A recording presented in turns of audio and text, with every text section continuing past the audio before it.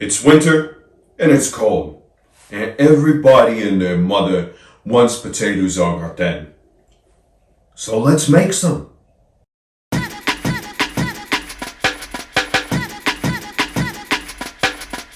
counted over 200 potato recipes in a French book the other day. And we're going to do a scallop potato dish called Gratin de pomme de terre Dauphinoise. It's a perfectly delicious, quick, lovely potato. First things first, we want to dice an onion. I'm using a sweet onion, as it is what I had at home, and I was committing to the sin of sloth by being too lazy to go out to the supermarket and buy shallots. Shallots are typically used for this dish as they have a milder flavor and aren't as sharp. In addition, shallots are higher in pectin, thus will provide a richness to your dish. If you are substituting other onions for shallots, keep in mind that you may want to cook down your cream sauce in the next step for a little bit longer. Cooking is all about adaptation, bubby. There's no need to get particular when you're cooking at home.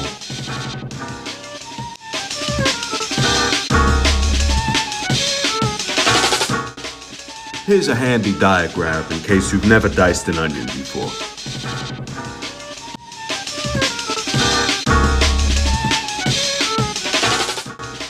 The next thing we want to do is to mince some garlic. Not quite into a paste, but not quite chunky either. Just in between, the consistency of that grainy topical caviar you get on top of your sushi sometimes at a Japanese restaurant. Or maybe those Wonka candy nerds. There's two types of people, eh? If you've never done this before, note the diagram that I've provided here. You don't necessarily have to mince garlic in this way. There's many other ways, including using a meat tenderizer.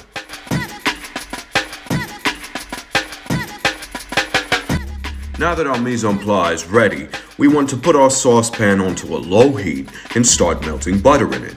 Remember to keep that heat low, as we're going to want to sweat our onions and garlic in it. In Italy, this is also known as soffritto, but I'm getting off topic.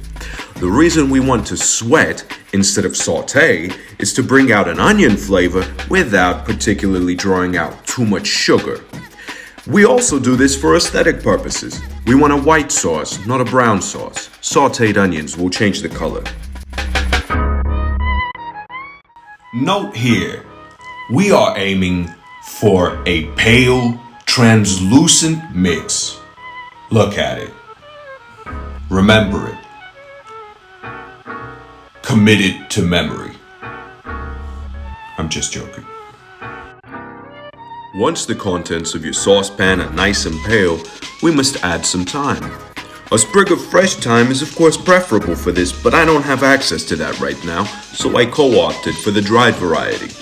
Unlike many other herbs, thyme is quite interchangeable as it does not lose much flavor during the drying process. Add salt and pepper to taste as well. Notice how my pepper mill is almost empty. This is a subtle nod to the fact that I forgot to buy pepper at the store this morning.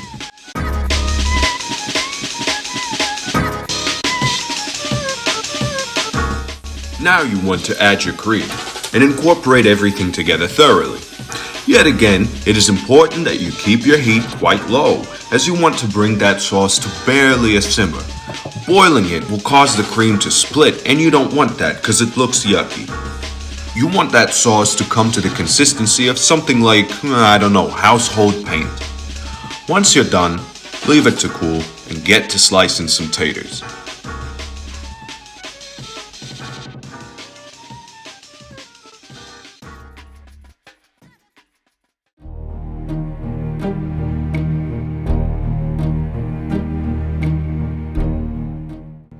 Look at this slow-mo video of me slicing potatoes on my brand new mandolin. I'm real excited about it, and to be honest, I decided to make this recipe today just for an excuse to use it. Don't say I don't lead an exciting life.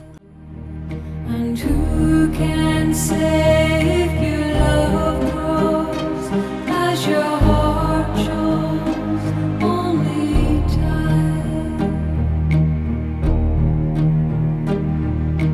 We got it.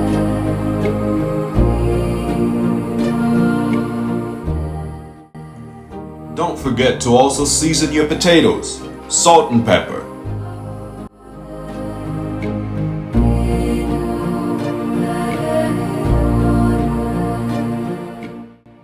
If your potatoes are exceptionally wet, give them a little dry on a napkin or a towel or something, just to make sure you don't get a bunch of water in your final dish.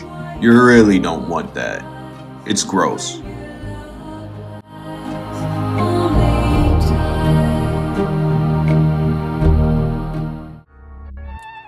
Now it's time to assemble like Voltron. Start with a layer of sauce on the bottom and place your first layer of potato.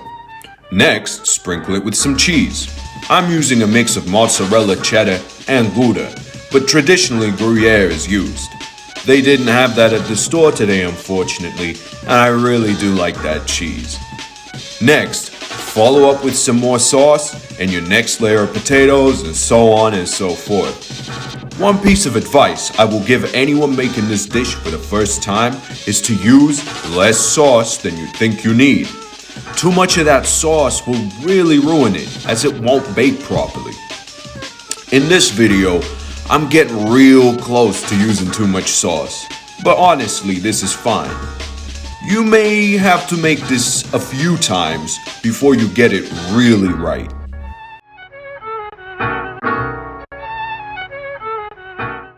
Next, cover your dish with tinfoil and throw that bad boy in the oven at around 205 degrees Celsius or 400 degrees Fahrenheit. I'm an equal opportunities temperature measurement thing guy. You want to keep it in there for around an hour or essentially until the potatoes are almost cooked but not quite. You should probably take it out the oven to check.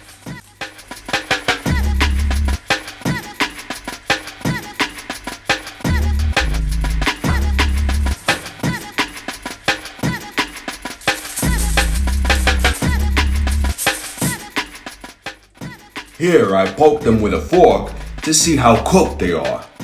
They seem to have arrived at the appropriate condition, so now we can take the tinfoil off and put them back in the oven to brown up on top and develop a nice little crust. Doesn't that just make you feel all warm and happy inside?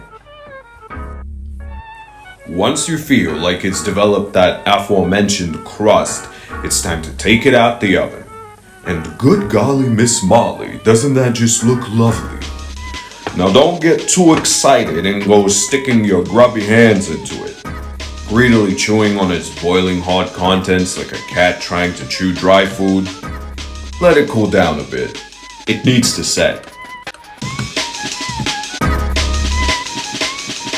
Now once it's nice and cool, you can cut it up and all that's left to do is to serve it and plate it. I mean, you can also eat it straight out of the dish in front of a television while watching your favorite reality TV show, or simply take photos of it and throw it in the garbage. You know, I'm not gonna tell you what to do.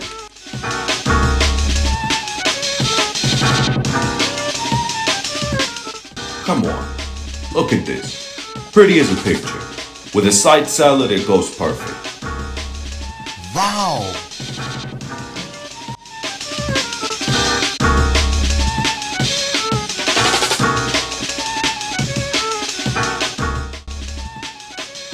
What do you know? Dauphinoise potatoes. It came out pretty good as well. Was not expecting that. I kind of felt on the spot videoing this.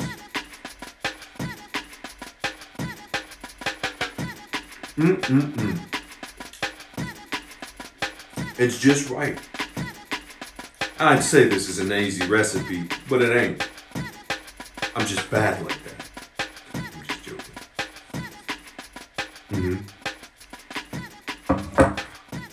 Tune in next time. Might do something else impressive.